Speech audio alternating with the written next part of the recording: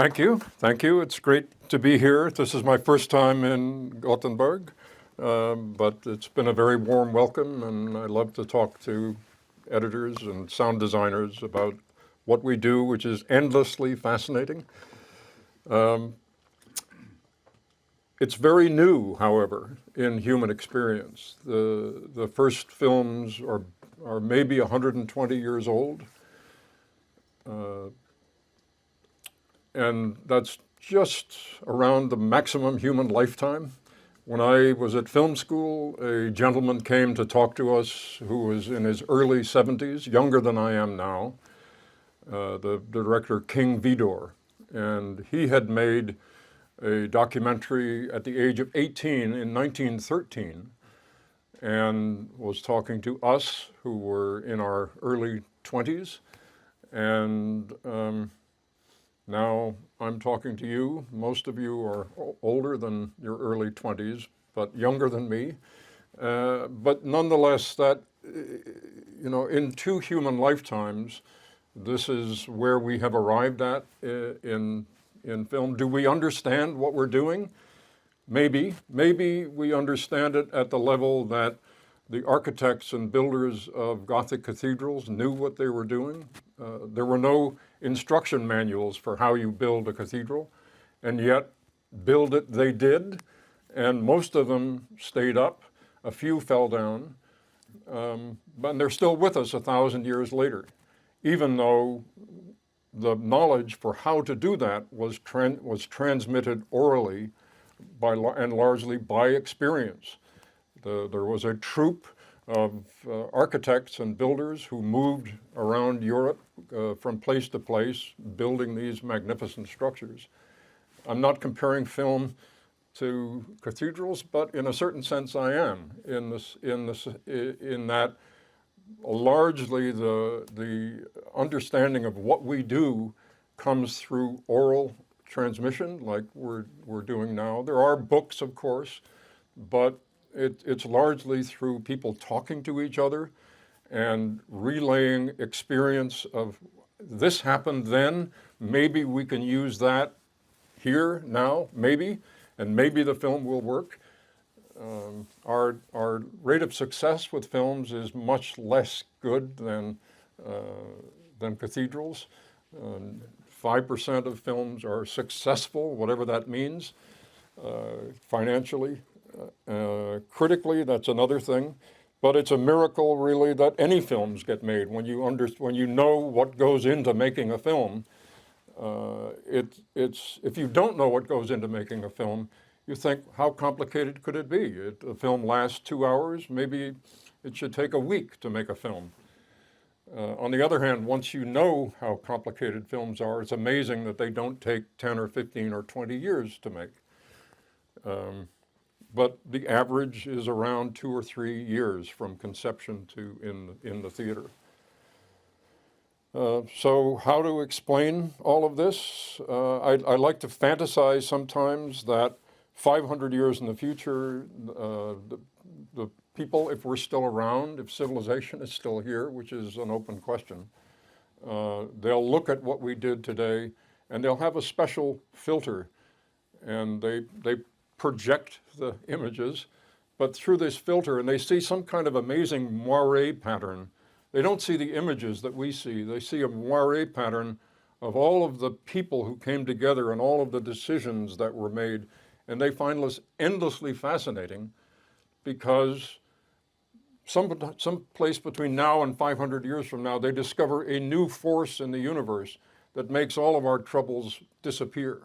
And they say, how did they manage to do that back then when they didn't have force X or whatever it is, this sixth force in the universe?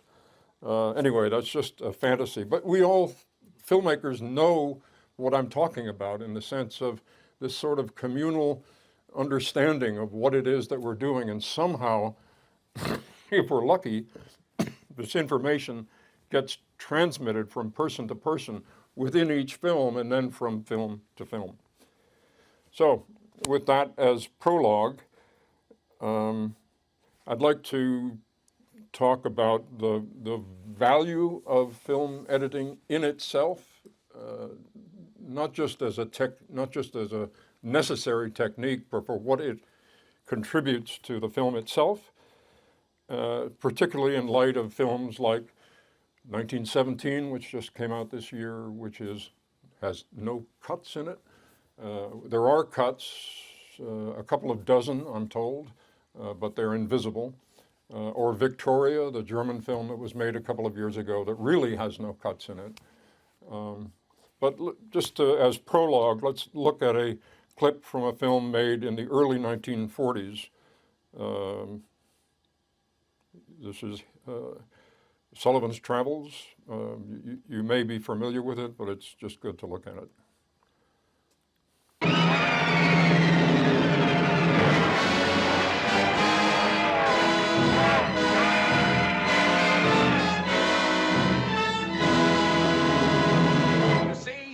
You see the symbolism of it? Capital and labor destroy each other. It teaches a lesson, a moral lesson. It has social significance. Who wants to see that kind of stuff? It gives me the creeps. Tell them how long it played in the music hall. It was held over a 5th week. Who goes to the music hall? Communists. Communists? This picture's an answer to communists. It shows we're awake and not dunking our heads in the sand like a bunch of ostriches. I want this picture to be a commentary on modern conditions, stark realism, the problems that confront the average man. But with a little sex. A little, but I don't want to stress it. I want this picture to be a document. I want to hold a mirror up to life. I want this to be a picture of dignity, a true canvas of the suffering of humanity. But with a little sex. With a little sex in it. How about a nice musical? How can you talk about musicals at a time like this, with the world committing suicide, with corpses piling up in the street, with grim death gargling at you from every corner, with people slaughtered like sheep? Maybe they'd like to forget that. Then why do they hold this one over for a 5th week at the music hall? For the ushers? It died in Pittsburgh. Like a dog. What do they know in Pittsburgh? They know what they like. If they knew what they liked, they wouldn't live in Pittsburgh. That's no argument.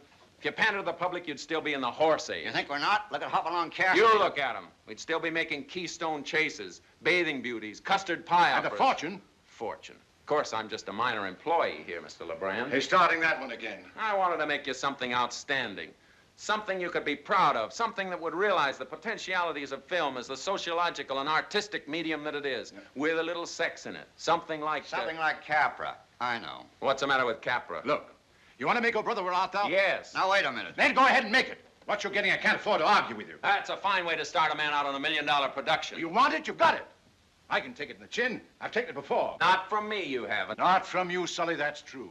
Not with pictures like So Long Sarong, Hey Hey in the Hayloft, Ants in Your Plants of 1939, but they weren't about tramps, and lockouts, sweatshops, people eating garbage in alleys, and living in piano boxes and ash cans, and Foy. they're about nice, clean young people who fell in love with laughter and music and legs. Now take that scene in Hey Hey in the But you Hayloft. don't realize conditions have changed. There isn't any work, there isn't any food. These are troublous times. What do you know about trouble? What do I know about trouble? Yes, what do you know about trouble? What do you mean, what do I know about trouble? Just what I'm saying. You want to make a picture about garbage cans. What do you know about garbage cans? When did you eat your last meal out of one? Well, what's that got to do with it? He's asking you. You want to make an epic about misery. You want to show hungry people sleeping in doorways. With newspapers around them. You want to grind 10,000 feet of hard luck. And all I'm asking you is, what do you know about hard luck? Yes. What do you mean, what do I know about hard luck? Don't you think No. I've...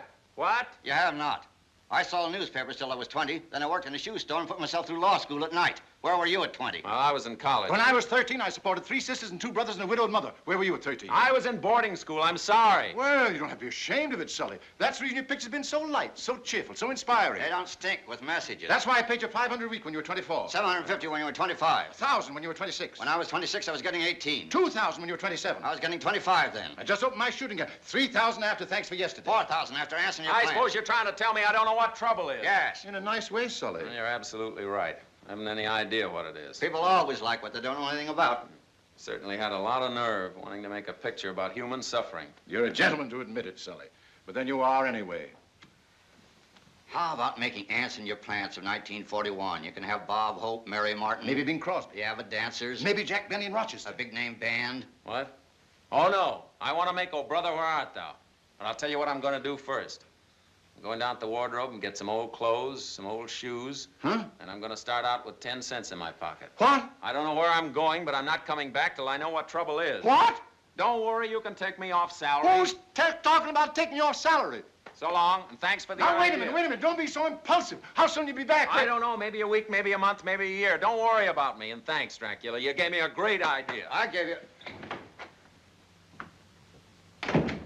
Now look what you've done. Yeah, what I've done? With your lies about selling newspapers. I sold as many newspapers as you supported a family of 13. I opened a shooting gallery, didn't I? With money you borrowed from your uncle. We better insure him for $1 million. He's worth more. The bonehead. Yes, but what a genius. Get me a copy of that old Brother, Where Art Thou? I guess I'll have to read it now. Make that 2 copies. Why should I suffer alone? A wonderful scene, beautifully written and acted, and the camera work is exactly what is necessary, but there's not a single edit in that shot. There's no coverage for that 2.5-minute scene, which is a funny and touching, and if you're in the film business, you know exactly what they're talking about. So, you know, what is the value of the edit? If you can do that, why do we need to edit? So that's the mystery and the question that we'll talk about. I discovered this a number of years ago. This is an article by Maxim Gorky, the Russian, and it's his experience of looking at films for the first time. He was a young reporter in Nizhny Novgorod, 100 miles or so east of Moscow. And the Lumiere brothers came to town and set up their show in the local brothel. They put up a screen and they brought in the projector and they showed the classic Lumiere brothers films of the train arriving at the station and the people leaving the factory. And he calls it the kingdom of shadows. If you only knew how strange it is to be there. It's a world without sound and without color. Interestingly, he's seeing motion pictures for the first time, and he's impatient. It makes him think, where's the color? Where's the sound? Well, eventually we brought color in and sound in. It took a couple of decades at least to do that, but it's just interesting that the miracle of motion pictures, he completely accepts it, and it makes him want more. He says it's terrifying, actually, to see the movement of shadows. He's looking at the workers leaving the factory, and then he says, suddenly something clicks. Everything vanishes, and a train appears on the screen. It speeds right at you. Look out, it might plunge into the darkness of the theater and make the audience a ripped sack of lacerated flesh. He's very dramatic in what he does. But what he's describing is the first cut. And in those days of analog physical film, we physically cut the film, as you all know, and we glued it together. There wasn't any tape even in those days. We glued it together. And when the cut went through the projector, it made a click. And so there's just, you know, in 1896, this is Maxim Gorky talking about the sudden transition from one shot to another. Would it work to make a film with cuts in it? We didn't know, because we didn't experiment with that for another 10 years or so. From the invention of film, let's say in 1889 to 1900, this gentleman, film was largely like YouTube videos in the early days, cat videos, single shots that made you laugh, and then they were over, and you went on to the next one. And it took about a decade or so for this young medium to enter adolescence and discover the almost sexual thrill of cutting things together. And like sex, the idea that you can combine the DNA of two different points of view is intensely fertilizing of the medium. We didn't understand that at first. It was simply a mechanical way, and people were kind of embarrassed about it. The very earliest cuts weren't cuts at all, but little 4-frame dissolves, because they thought, can we do this? And it might have been that they would have an experiment of cutting from one shot to another, hoping that there would be a visual continuity. And instead, the whole audience threw up, because, wait a minute, I was looking at something and it went away instantly and it was replaced by something else. I mean, imagine if that happened to you in real life. You're walking down the street and suddenly the street disappears and now you're on top of a mountain. And then 5 seconds later, you're at the bottom of the ocean. Well, we do that all the time in cinema. Turns out, of course, we do that all the time in dreams. So I think what saved us or saved cinema was the fact that there was already a part of the human brain that was conditioned to think in these kind of leaps, which is the time we spend 6 or 8 hours a night in a dream state.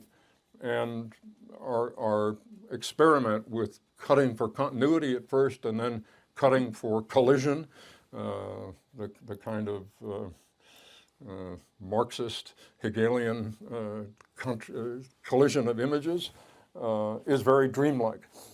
And we eventually got the hang of it. And here we are 100 or so years later. This gentleman, we think, is the first person to make a film that has continuity in it. So 1901. He loved exclamation points, stop thief, fire, and it's clear that the Great Train Robbery, Porter, must have seen these films because the two first films that Porter made were Life of an American Fireman and The Great Train Robbery.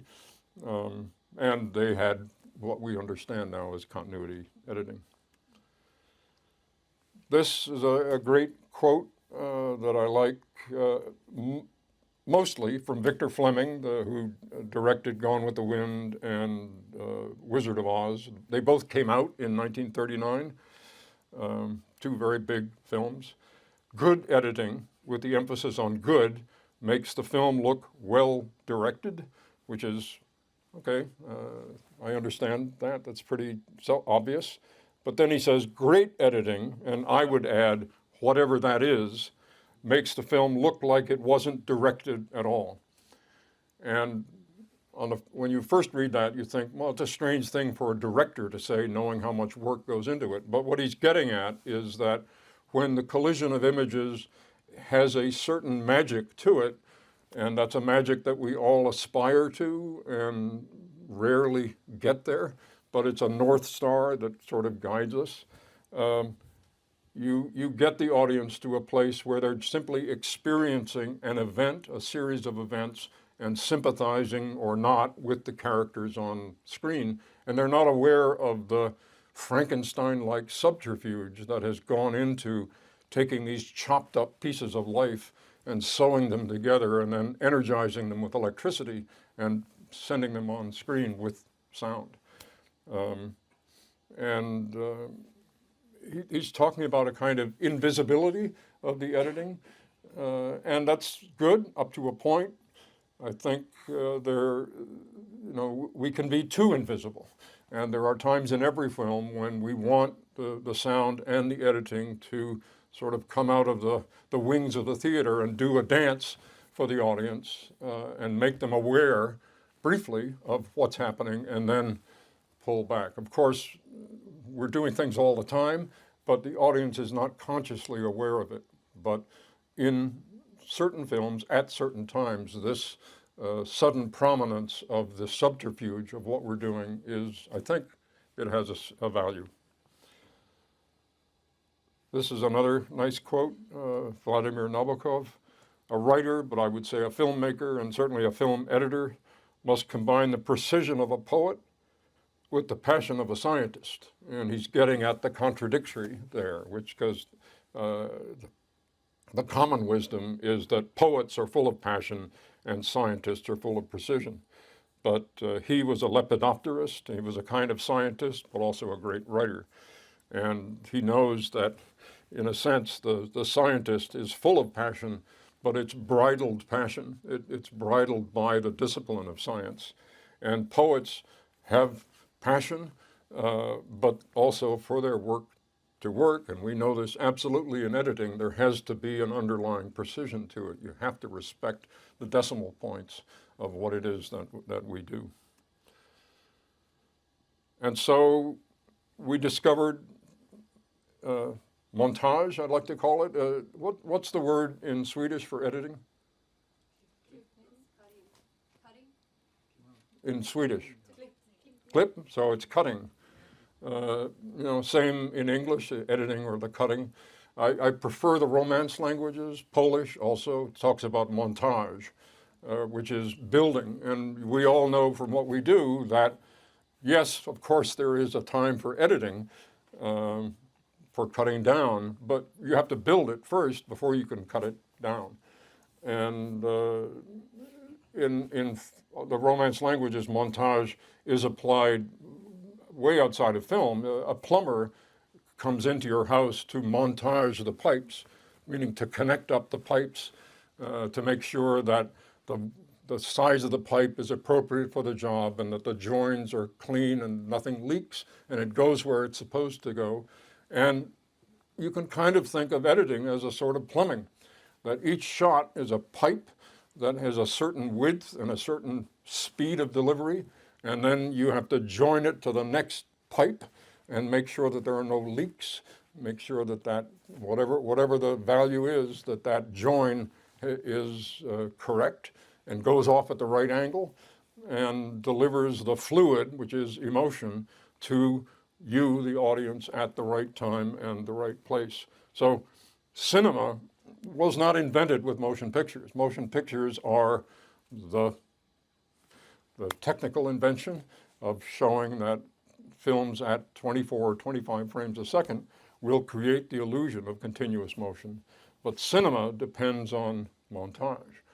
Of course, this is a direct challenge now by films that have apparently no cuts in them.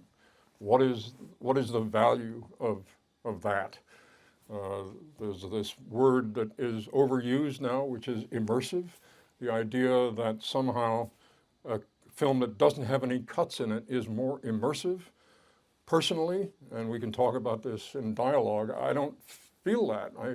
I think it's kind of the opposite, that cutting in the Fleming sense of the word, when the cutting is good or great, it's more immersive in the sense that it's more like dreams, which are this private theater that we all go into every evening and experience for 6 or 8 hours a night. But it's here with us. I don't think people will make lots of cutless films. It's just, it's very time consuming, and I think it other than the technical interest in, oh, how did they do that, it has a limited shelf life in my feeling, but that's something we can discuss. So plumbing,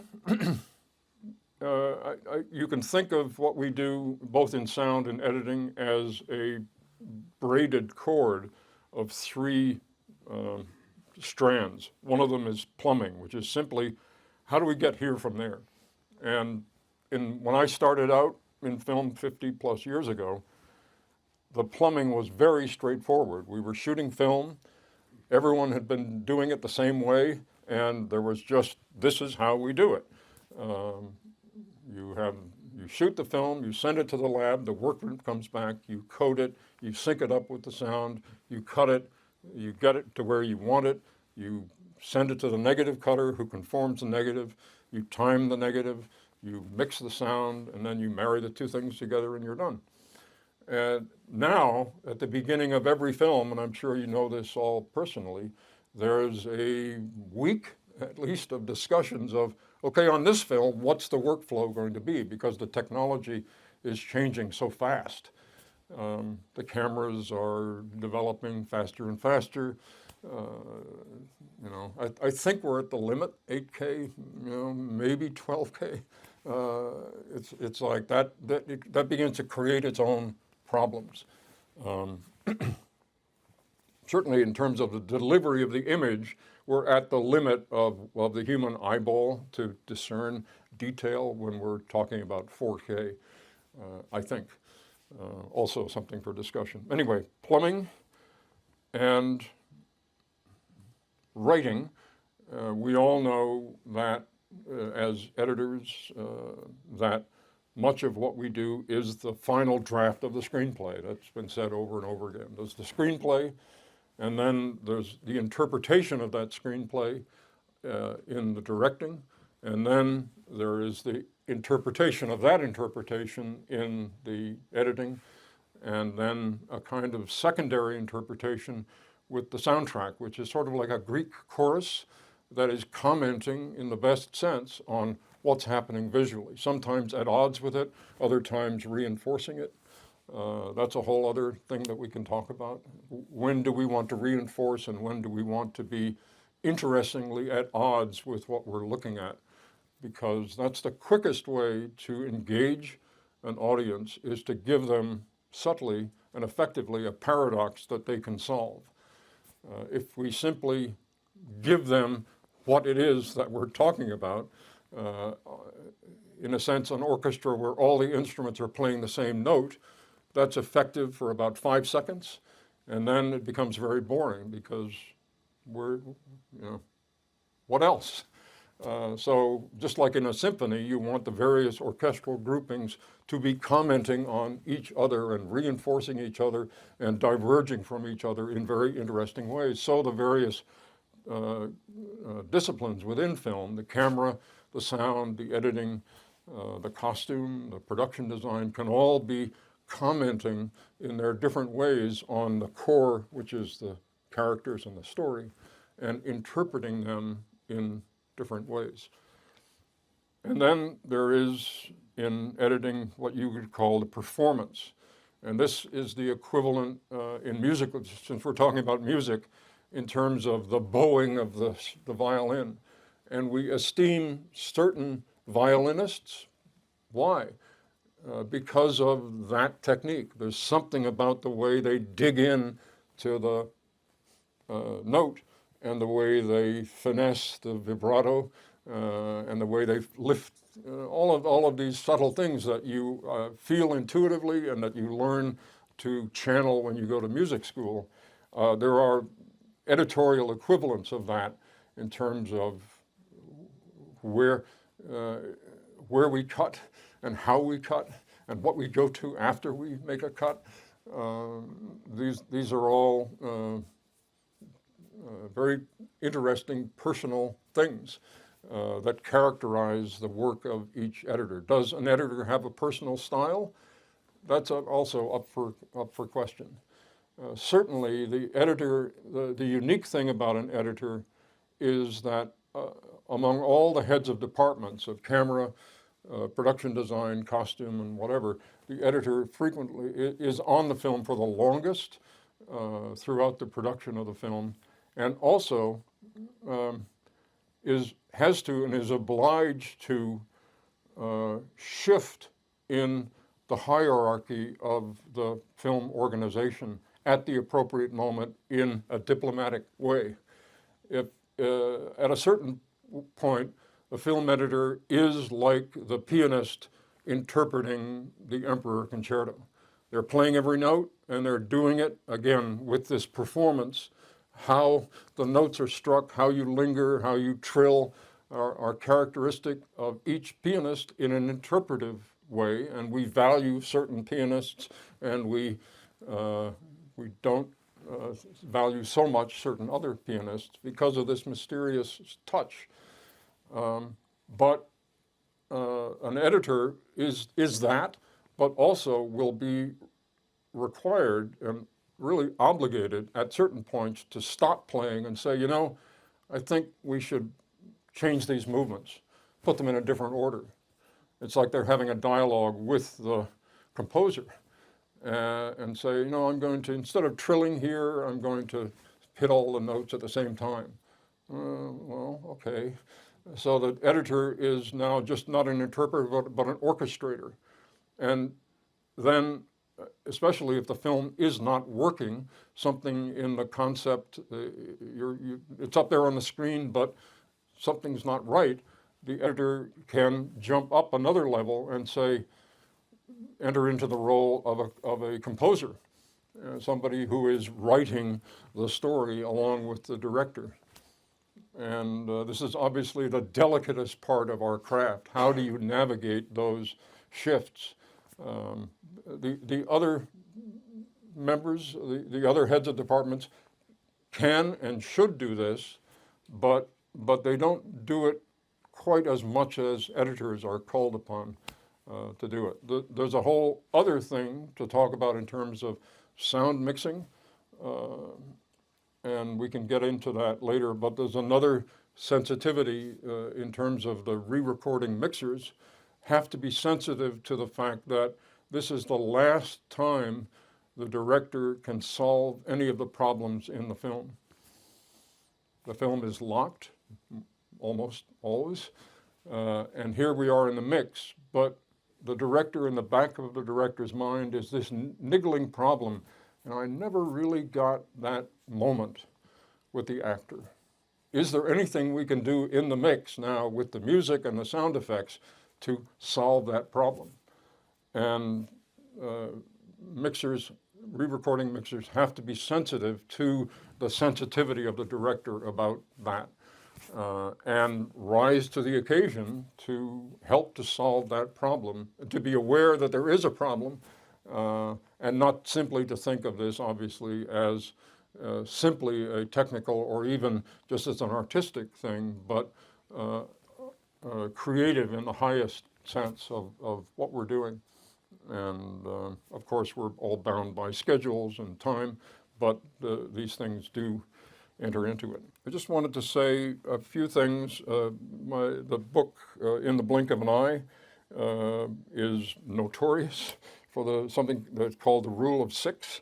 And I just wanted to go over that to dispel some misconceptions about it sometimes that have emerged. The primary goal is to create and to maintain and to direct the emotion of the audience in the biggest sense of that emotion. Of course, we can always go for easy emotion, but we may not want to do that at any particular moment.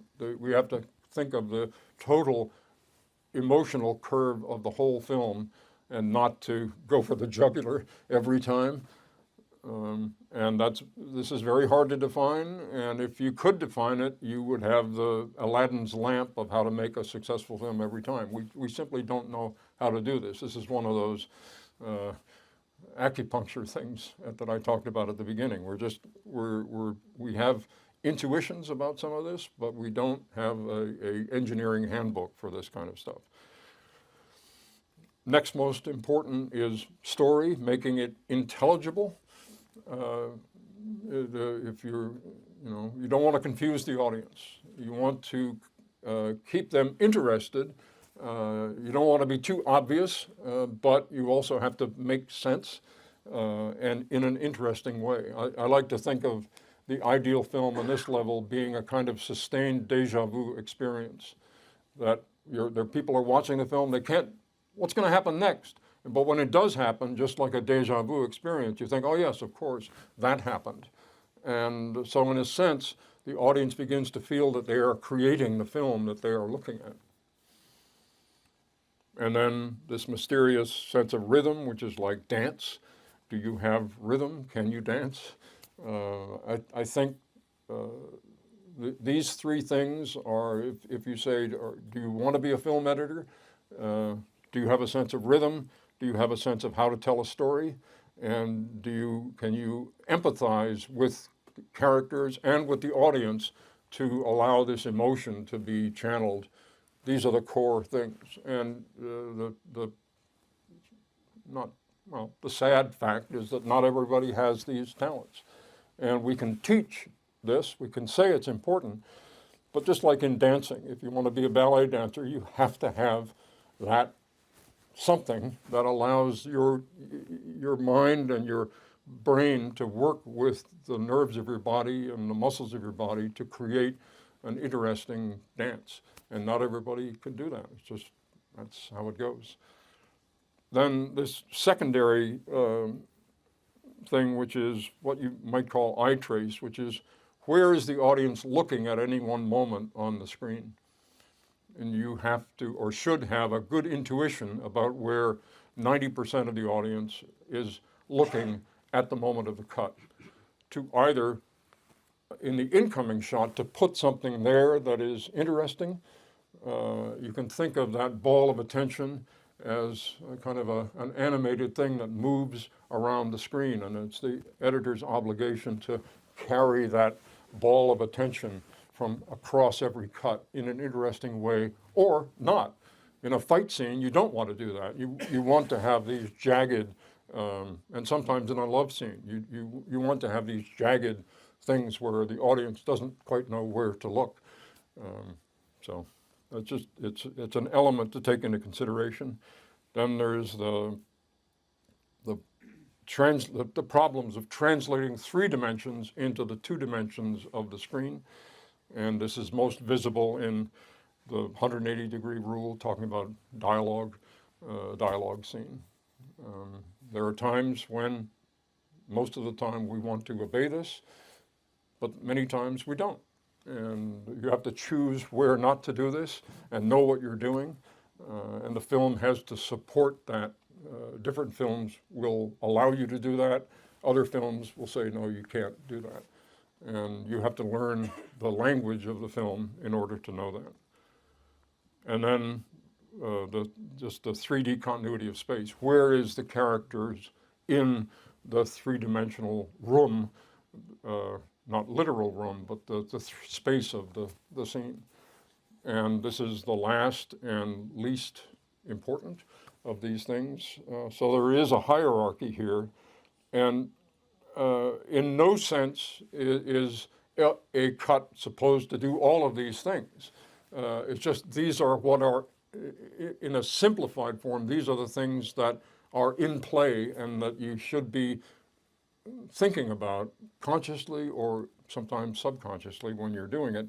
If you're presented with a cut that doesn't work, then my suggestion is work your way up this list by removing each of these things. If the cut doesn't work because you're trying to maintain 3D continuity, get rid of it.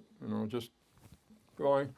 So the person will jump from opening the car door to cut opening the door to the apartment, and we don't watch the person move. We understand what happened. We're using the geography of the screen to move the character. We're not relying on the actual space through which that character has to move. And in the early days of cinema, we were tentative about this, and so those early films did spend time moving people around, and now we largely don't do that anymore. So. And then the 180-degree rule, if you really can't do it, get rid of it. Eye trace, get rid of it. And now we get into more sensitive territory. If you have to break rhythm to get emotion and story across, do that. And in the extreme sense, to maintain the emotion, if you have to confuse the audience slightly, do that. Don't stay there very long. It's like those training flights for astronauts where they fly them in these big planes and they do an arc like that, and suddenly the people in the plane are free floating because the plane is actually falling through space, and it lasts about 30 or 40 seconds, and it trains astronauts of how to live in a space without any gravity. So a story is a kind of gravity that is pulling at you, and you have to acknowledge it and take advantage of it and use it to transport you from one place to another, like we do with gravity. But if you have to get rid of it for a while, go ahead, and then you're in the land of this sort of pure state. But you can't stay there very long in a 2-hour film. A short film, maybe that's the whole point, is just this. But a long film is something that has to have the gravity of story behind it. Again, this is another way of thinking, this kind of acupuncture of cinema. The classic Hollywood cut which is a cut on matching action. And this was an attempt to, in the early days, to create a grammar of how could we create a continuous reality when it's broken up by cuts. And one of the solutions was to use an action as the impetus to make a cut. The person gestures like this, we cut in the middle of the gesture, and in the next shot, that gesture completes itself. The gesture might be what I just did, or it might be somebody getting up from a chair, or somebody picking up a gun to shoot, or something. But its origin was a fear that the audience would be upset if we made too violent a cut. And it just simply got accepted as this is what we do. I had an interesting experience on the film I was working on a few years ago, Brad Bird's Tomorrowland.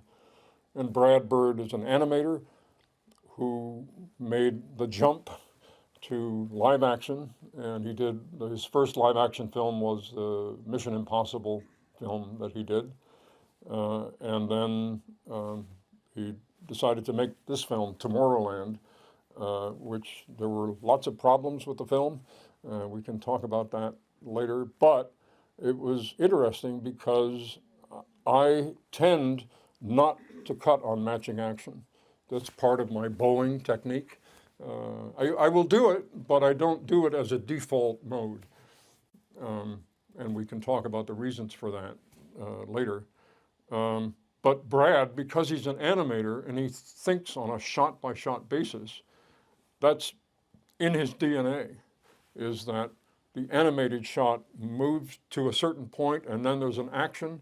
And because each shot is very expensive to draw and render, that's where the cut point is.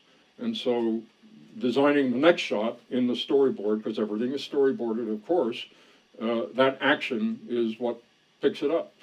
And so we didn't fight about this, but this was an irritant, I think, in his opinion of me, in that he kept saying, well, no, let the move happen. And he's the first director I ever worked with who would talk to me in frames.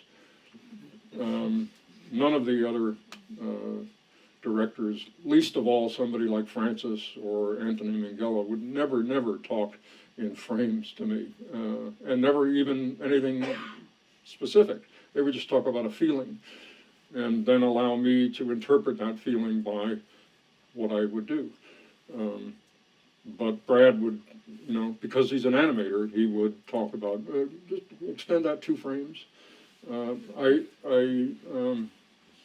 I'm aware of when I'm and in a situation where I am not mixing a film, but I'm sitting in the back and somebody else is mixing the film, I will never talk about decibels by that token, and I say, you make that louder by 2 teaspoons. And I'm leave it up to the mixers to decide what is a teaspoon. Basically what I'm saying is, what I heard, that line of dialogue was not loud enough, make it louder by 2 teaspoons. You decide, I'm leaving it up to the mixers what that means. So then the classic Soviet cut is a dialectic opposition, just the opposite of the Hollywood cut. This was, the classic Kuleshov experiment of the empty bowl of soup and the face. Conclusion, hunger. That the truth is that we get a value added from the juxtaposition of 2 shots, and the more frontal the juxtaposition is, the better, because that allows the thing. And I am in general sympathetic with this as a way of editing, but I think it has to be modulated. You can obviously go too far with this, and it becomes a dialectic sledgehammer that is forcing the point. So what I'd like to propose is a third way, and this is just something I call nodal editing. And a diagram of this would be, let's say time is moving in this direction, and a shot has a certain vector to it, certain things are happening in the shot, where do you interrupt that vector and cut to the next shot? You could do it there, whatever there is, and in that case, the next shot would also have an unfolding. And that word is kind of a key to the way I think about this, is that each shot is a kind of flower that at the cut point blossoms from the cut point.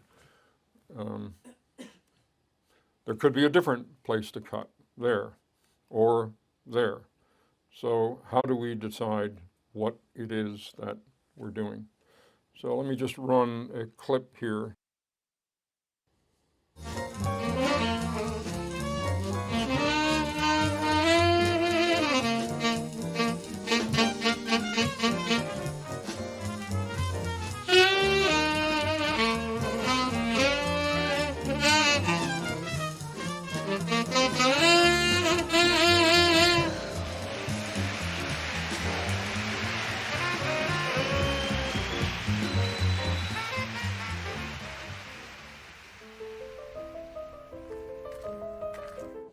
So he's walking across this derelict section of San Francisco, which is where he has his office, and obviously the eye trace is looking at him. He's the only real moving thing in the shot, so we're not, and he's the star of the movie, he's Gene Hackman, so we're looking at him.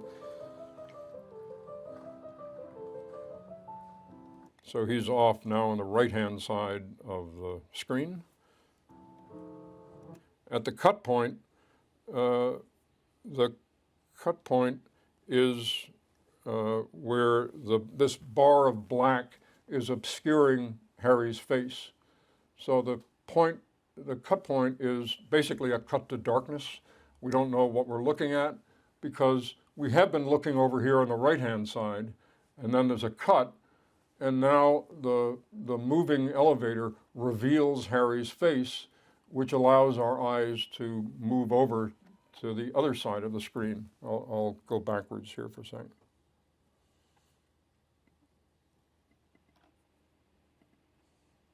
If I can.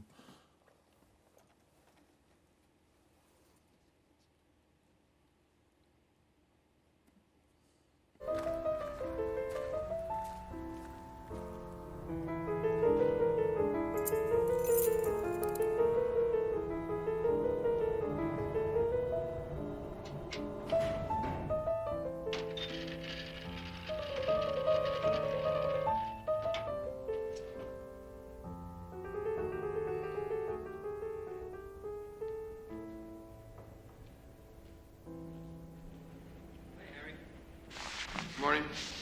So there's technically a jump cut. The shot continued all the way. Francis allowed Gene to go all the way into the cage in the back, and then they had dialogue in this long wide shot. Would we stand for that? I thought, no, we have to compress this film. We can't. At a certain point, the shot is not interesting anymore. It's your decision, and here's where we get into kind of bowing techniques. Your decision, where does that interest flag or just before the moment of flagging? So you want the audience to think, oh, where are we? This is a big room, and the character is moving away from us. He's going somewhere, and cut. And your decision about exactly where that cut point is part of this bowing technique. It ideally has to be just before the audience would get tired of looking at it. And an audience is a complex entity. It is going to be, there are people who will think that's too long. There are other people who say, I'm confused. So you're trying to gauge the 90% factor in this. So let me go back here for a sec. I mean, these are all basically very simple things, but these were where I discovered these things, so I'm playing them for you.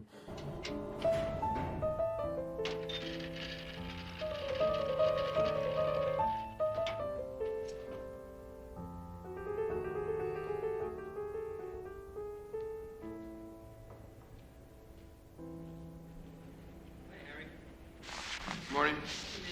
So the point of focus, the eye trace, he was where we see him now.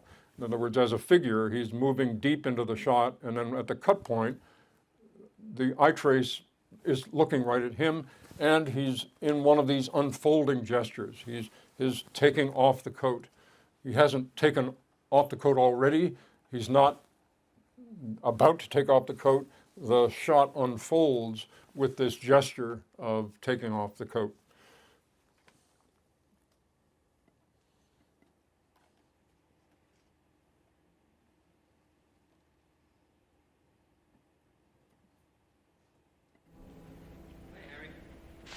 Morning. Hey, man, there's an article in here about the convention. It mentions your name. Are you? Yeah, you're one of the notables who's going tomorrow night. Did you know that? Yeah, I told him I'd be there. Listen to this here. Listen. Among those preeminent in the field expected to attend are Hal Lipsett and Harry Call from San Francisco. Kenneth Sperry will speak on surveillance and the law. Wait a minute. Listen to this. Where the hell is it? Also attending will be William P. Moran of Detroit, Michigan. Since when did William P. Moran of Detroit, Michigan become preeminent in the field? Oh, he's very big there. You want some coffee?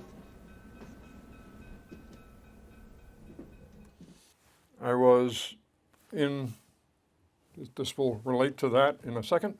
I was in Lyon, France, during the shooting of Unbearable Lightness of Being, Phil Kaufman's film on Milan Kundera's book, with Lena Olin, who you all know, and Juliette Binoche and Daniel Day-Lewis. This was Juliette's first English language film.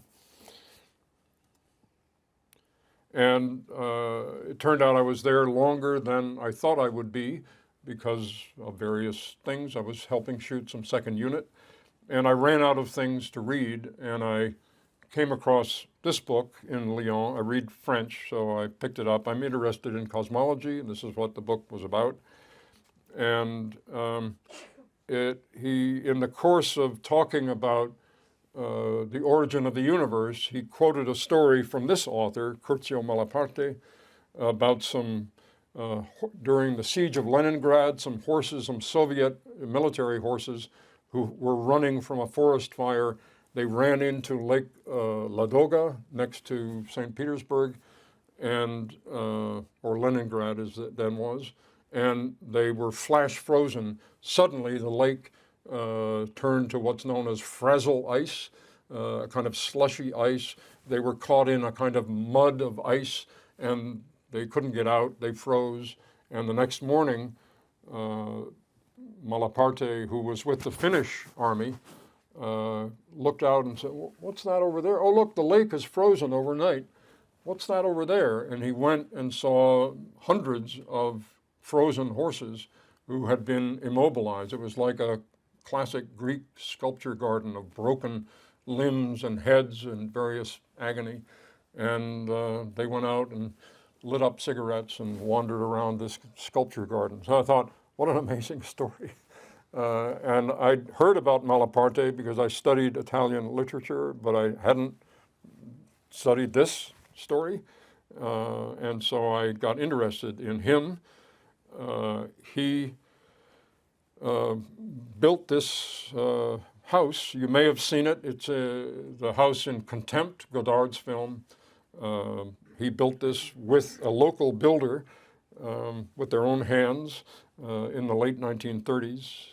And I began translating Malaparte's poetry. I had given an interview after English Patient, and in the course of the interview, which was with a poetry magazine, I made an analogy between editing and translation, in the sense that when you translate from one language to another, you're translating from a language that has a set of efficiencies built into the language, and those efficiencies are different in the next language. Some languages have a word for this idea, other languages don't, so you have to translate it with a phrase rather than a word.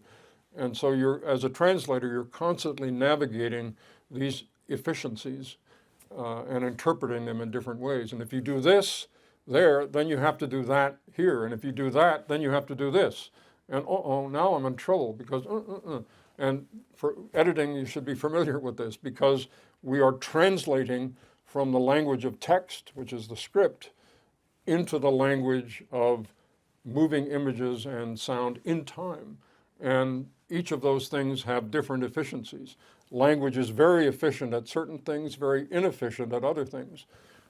In film, we find sometimes the exact opposite.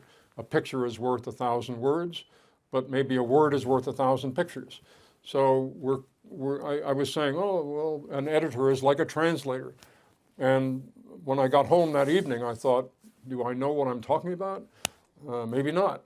And so I thought, well, Malaparte, I'll translate some Malaparte. So I started doing it, and I found that the state of mind, aside from the fact that I'm doing very different things with my hands, the mental stuff that's going on was exactly like what happens to me in editing. And this actually became a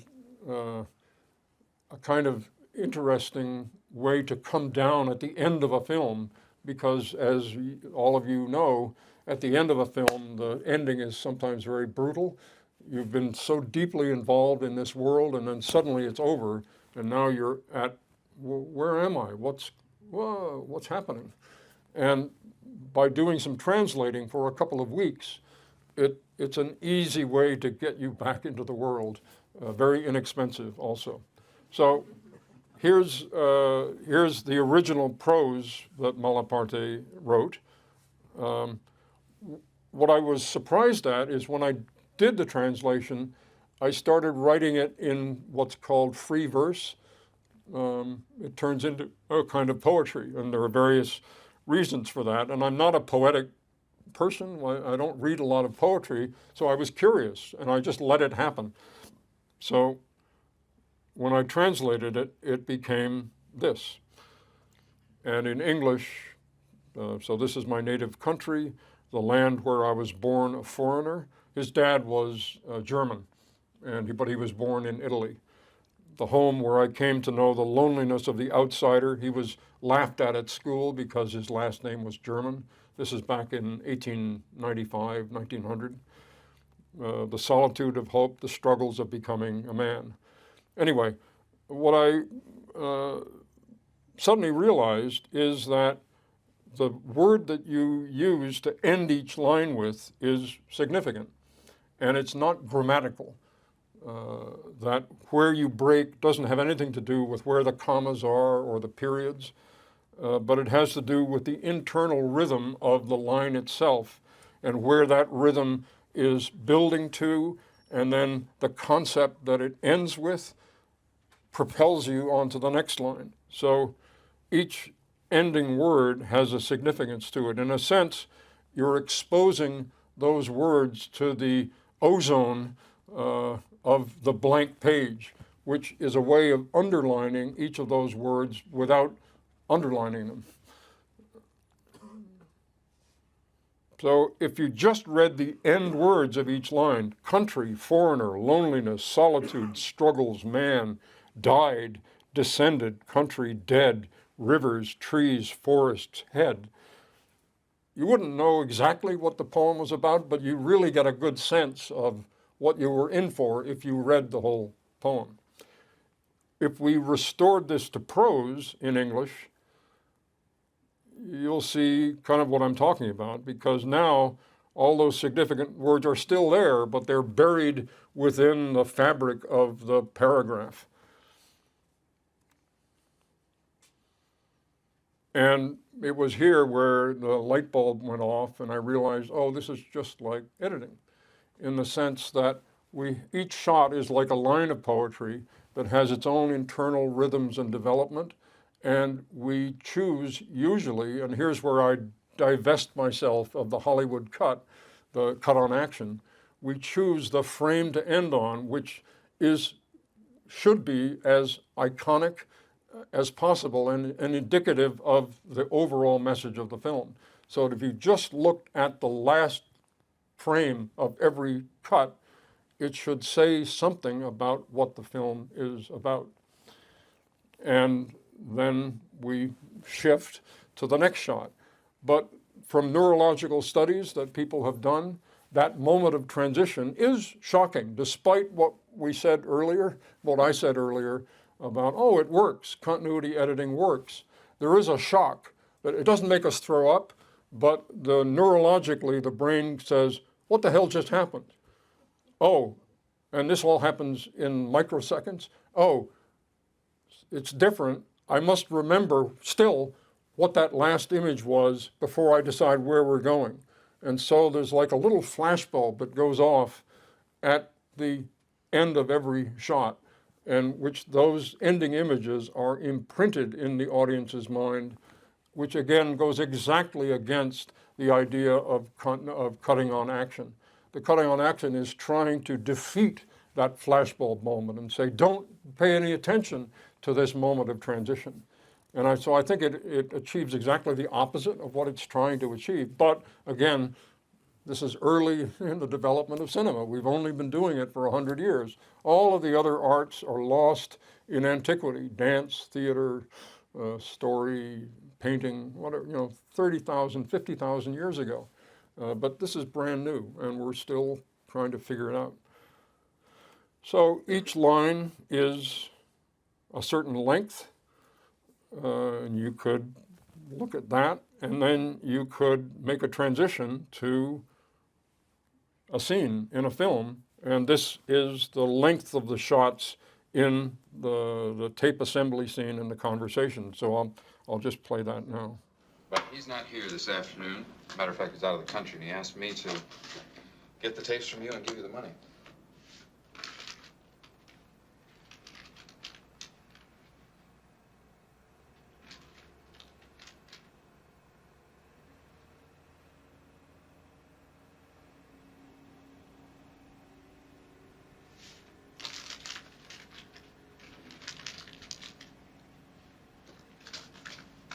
I guess I can just wait on this.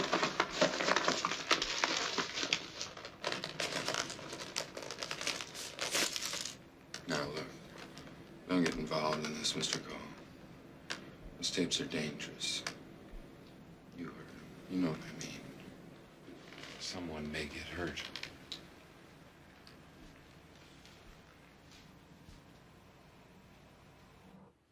So here's, now that I'm thinking about it, this is a good example of the hierarchical thing. In the original script and as shot, Harry Cole, the scene with Harry Cole and these tapes was done as one continuous scene. He threaded the tapes up. We showed what he did, the technology of it, and then we discovered that there was an obscure line of dialogue, and he uncovered that line of dialogue, which was, he'd kill us if he had the chance. And then he finished the tapes and went and visited a girlfriend, and then the next day went to hand in the tapes, which is this scene. And it was one of those things that on paper looked fine, but in the film, something wasn't working there. And the film as a whole was having problems with the few audiences that we showed it to, who couldn't, what is this film about? And that was partly Francis's decision in making the film, was to hybridize a murder mystery with a character study, to combine, as he said, Hermann Hesse and Alfred Hitchcock. And even the name of Harry Cole, in Hermann Hesse, it was Harry Haller. This is original Harry Coller, that became Harry Call, C-A-L-L, that eventually became Harry Call, C-A-U-L, which then became emblazoned as the transparent raincoat, because when a fetus is born, sometimes with a caul around it, which is a semi-transparent membrane. So Harry is, as you saw there, always wearing this semi-transparent membrane. Anyway, Francis was shooting Godfather 2 at this time while I was editing, and we were having this problem. And Francis said, at a certain point, he said, you know, I can't deal with two films at the same time. Let's put conversation on hold, and I'll deal with it after Godfather 2. Let's just, you know, and this was a big, big decision. And I went for a run to decide what's happening here and what should I do. And this was a crisis of the hierarchy. Should I be the interpreter and say, okay, good, whatever you decide, or should I say no? And in the middle of the run, I stopped and I looked at the landscape and I said, you know, I'm not going to go along with this decision. So I phoned up Francis in Lake Tahoe where he was shooting, and I said, I have a couple of ideas. Let's not shelve the film. Let me do these ideas and see what happens. So one of the ideas was taking the tape assembly and splitting it in half, and just at the beginning, just showing technically what he does. And that's it. We just get a glimpse of it, and then he goes visit his girlfriend and then goes to hand in the tape. And there's something wrong. The director isn't there. And the Harrison Ford character says, those tapes are dangerous, you know what I mean. Well, we don't know what he means. Harry doesn't know what he means because he didn't fully decode the tape. He didn't do a good enough job, is the implication. So now this tape, which represents $15,000 in 1972, which is, I don't know, $200,000 today, was now, dangerous, money. And so he takes the tape back and goes back to his lab to find out what is the danger here. And in the course of doing that, he sees in this office the two young people who were in the conversation. The girl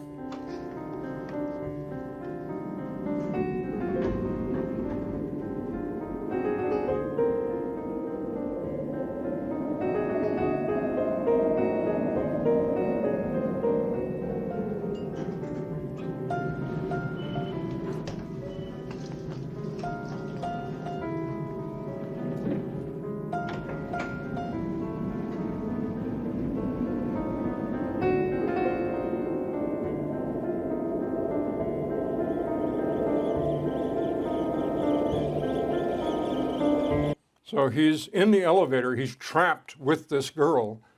He's been told these tapes are dangerous. What's going on? This sequence ended as shot. The elevator reached the ground floor and they went their separate ways. But I decided, again, with this idea of the flashbulb, don't let the elevator end the shot with him trapped, and then cut from that image of a man trapped to the image of the tape reel itself. So these two iconic images, again, this kind of dialectical, crash these two images together.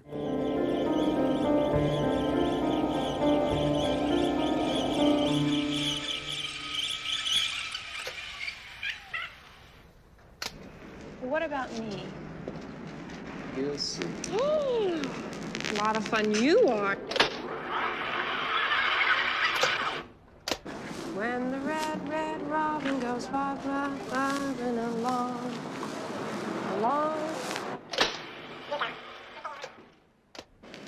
We started this conversation anyhow. You did. I didn't know. Yes, you did. You just don't remember it.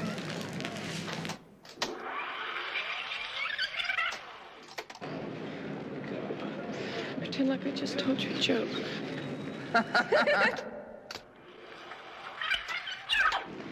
Does it bother you? What? Walking around in circles? Oh, look, that's terrible. He's not hurting anyone. Neither are we. Oh, God. Every time I see one of those old guys, I always think the same thing.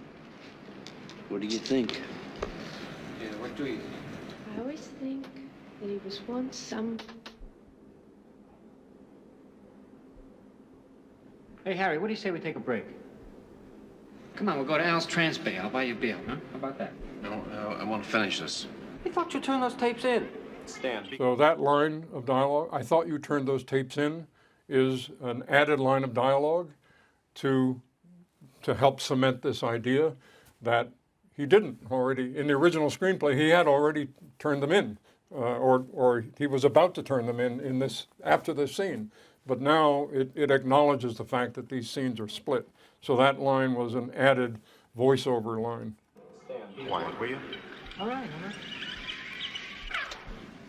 And that respond, Gene Hackman, be quiet, will you, all right, are also added lines. In fact, John Cazale is not saying all right, he's just something, we just forced those lines into his mouth. Do you think we can do this? Tired of drinking anyhow. So I'm interrupting the rhythm here to talk about it, but now we are listening like Harry Call. These tapes are dangerous. What do you mean dangerous? It's just these inconsequential lines of dialogue. So we, like Harry, are trying to listen for where is the danger? Where is the danger? What a stupid conversation. Stan, please, I'm trying to work. Also added lines of dialogue. Tired of mostly everything. Tired of me? Tired of you. But not today.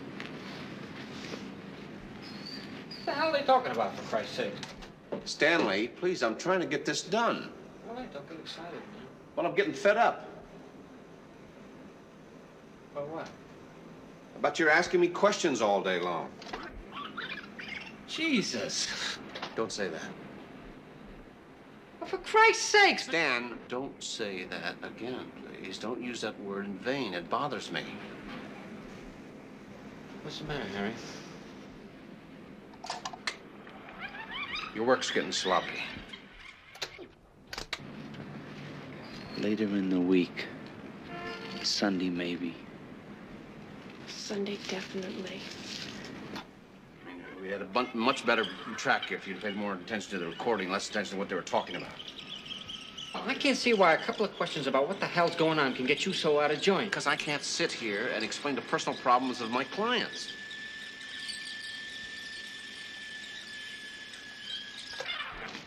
Jack Tar Hotel. 3 o'clock. Room 773.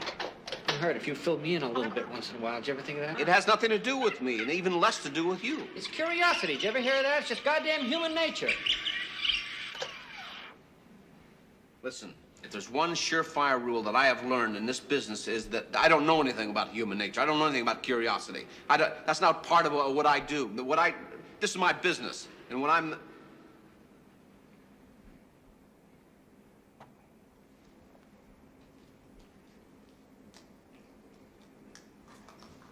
I'll see you later.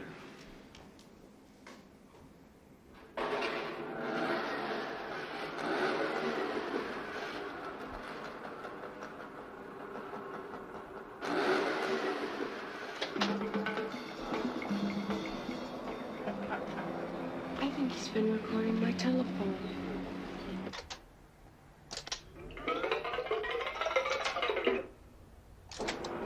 I love you. Spending too much time together here. No, let's stay just a little longer.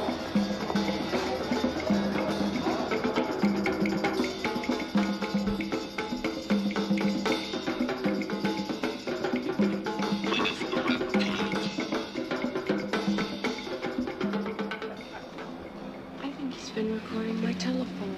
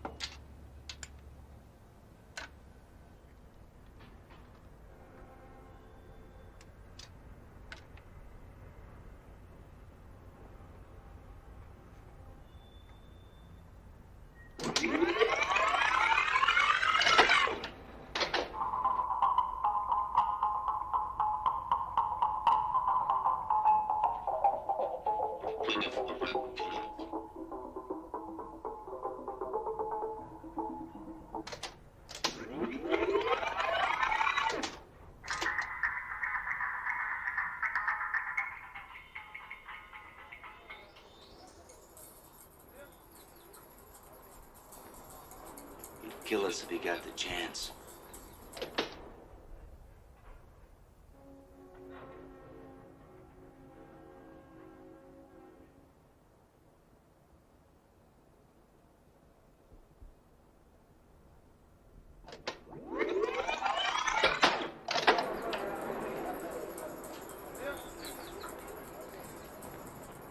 He'd kill us if he got the chance.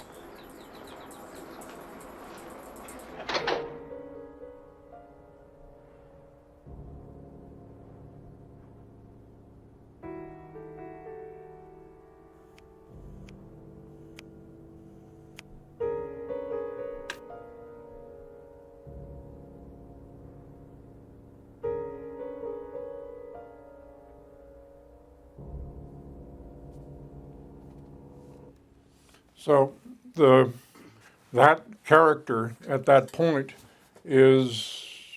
knows that the tapes are dangerous. He knows that the people he was handing the tapes into know that they're dangerous. He understands, he thinks, why they're dangerous. And he's a Catholic, so he goes to confession and doesn't confess exactly what is going on, but almost goes all the way there. So this and a couple of other changes that I made in that week, I then showed them to Francis, and he said, "Okay, good. We will finish this film this year." And he gave the go-ahead to go to the final mix and do the final negative cutting and everything. And luckily, that allowed the film to come out in the same year as Godfather 2. Conversation came out in the spring of '74, and Godfather 2 came out in December of '74. And both films got nominated for Best Picture. Imagine if I had not gone up in hierarchy and said, "Francis, I'm not going to do what you said. I'm going to try these other things," then the conversation would have come out a couple of years later. And Watergate and all of that stuff, which were very much in the zeitgeist, the film would have seemed like an afterthought rather than something actually talking about things that were happening live at the moment. And Francis got these two amazing Best Film nominations in the same year, and that gave him the power to do whatever he wanted. And ironically, he said, "I'm tired of these films making me pull my guts out and hack away at them in full view of the public. I want to just do an easy film with 3 bankable stars and lots of action. I'll do Apocalypse Now." And so he did. So I see that I've wildly overstayed my welcome here. I've got lots more to say, but I will cut it short. The comparison with Coup 53, the documentary, is also that the events that are happening right now in Iran and the relationship between Iran and the West, we didn't imagine when we were making the film that there would be this congruence of these things, but that's in fact what's happening. So there's lots more to talk about. So thank you very much.